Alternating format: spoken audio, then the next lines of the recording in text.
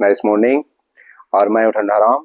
आज जो है आप लोगों को जो है मौलिक अधिकारों में मौलिक अधिकार के बारे में बताना चाहूँगा कि मौलिक अधिकार क्यों और कैसे और कब दिया गया है।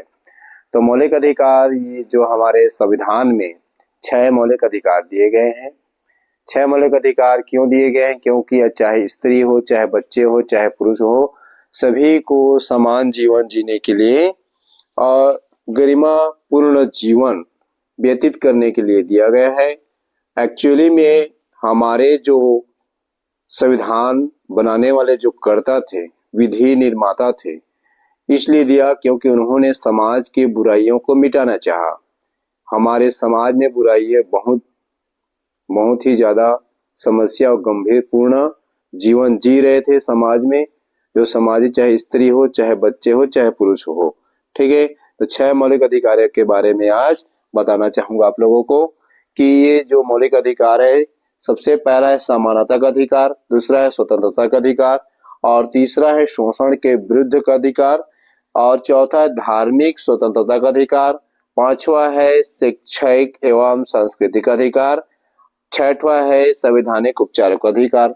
समानता कहने के तात्पर्य है कि हमको समान जीवन, पढ़ाई के क्षेत्र में, चाहे नौकरी के क्षेत्र में, चाहे समाज के क्षेत्र में हमको समानता दिया गया है। स्वतंत्रता यानी कि हम कहीं भी जा सकते हैं, आ सकते हैं, पढ़ सकते हैं, लिख सकते हैं, घूम सकते हैं, रह सकते हैं, निवास कर सकते हैं, ठीक है, घर बनाकर कहीं भी बिजनेस कर सकते हैं। तो ये हमें स्वतंत्रता का अधिकार दिया गया है।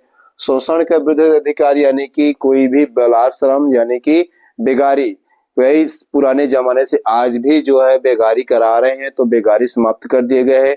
14 वर्ष के कम के बच्चे को जो है किसी भी फैक्ट्री में, किसी भी सार्वजनिक स्थल पे काम नहीं करा सकते हैं। चौथा है आपका धार्मिक स्वतंत्रता कहने का तात्पर्य है कि धर्म के आप लोग अबाध रूप से, धार्मिक स्वतंत्रता कहने का तात्पर्य है कि किसी भी धर्म को आप मान सकते हो, अपना सकते हो, कोई इसमें दिक्कत नहीं है। शैक्षिक एवं संस्कृति का अधिकार क्या है? तो शिक्षा के क्षेत्र में आप जो है मौलिक अधिकार में दिया गया है कि आप कहीं भी जाकर क्या कर सकते हो, शिक्षा यानी कि शिक्षा ग्रहण कर सकते हो। ठीक है, तो ये हो गया आपका। उसके बाद संस्कृति के क्षेत्र में भी आपको मौलिक अधिकार दिया है। किसी भी मंदिर में, किसी भी टेम्पल्स में आप जा सकते हो, घूम सकते हो, फिर सकते हो, पूजा कर सकते हो, कोई दिक्कत नहीं। संवैधानिक उपचारों का अधिकार कहने के तात्पर्य है कि हमको 5 संवैधानिक उपचारों को दिया गया है कि कहने का तात्पर्य है कि बंदी प्रत्यक्षीकरण क्या करते हैं, पुलिस वाले आते हैं, जबरदस्ती उठा कर ले जाते हैं।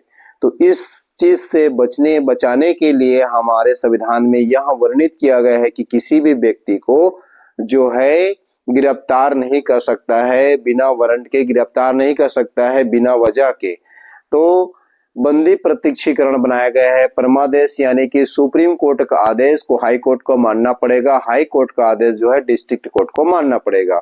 तो सुप्रीम कोर्ट ने जितना पावर दिया है, उस पावर को जो है हाई कोर्ट में उसी कानून को वह क्या करेगा, उसी कानून के आधार पे किसी को सजा दे सकता है, पुख्ता सबूत के साथ। ठीक है, उसके बाद जैसे कि कोई भी अधिकारी जैसे आदेश देते हैं, ऊपर वाला आदेश देते हैं, उसको नीचे वाले को मानना पड़ेगा। ठीक है, लेकिन किसी को प्रेशर से वह मनवा नहीं सकता है, कहे चाहे वो कैसा भी अधिकारी क्यों ना रहे। इसलिए आपको ये आदेश दिया गया है, परमादेश बोलते हैं उसको। उत्प्रेषण की, उत्प्रेषण कहने के तात्पर्य है कि हाई कोर्ट के जो नियम है, उस नियम को हाई कोर्ट को मानना पड़ेगा।